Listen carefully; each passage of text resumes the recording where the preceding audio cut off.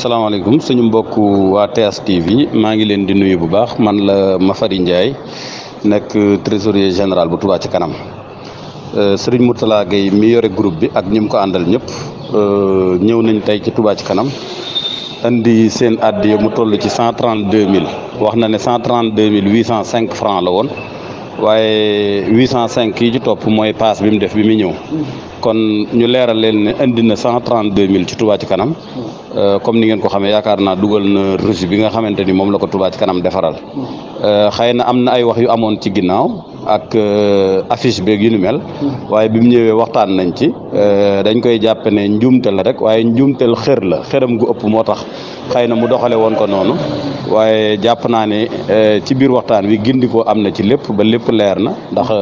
taxawaayam ci dëkk bi ñëpp xam nañ ko ci fànn yu bari rawatina Touba ci kanam gi nga xam ne murid yëpp a ko bokk kon mboolem ku ci participer dugal ci sa ñaq ak ku ci dugalut sax te am yéene ji yàlla na ci ñëpp daje ngërëmal Serigne Touba jërë ngeen jëf.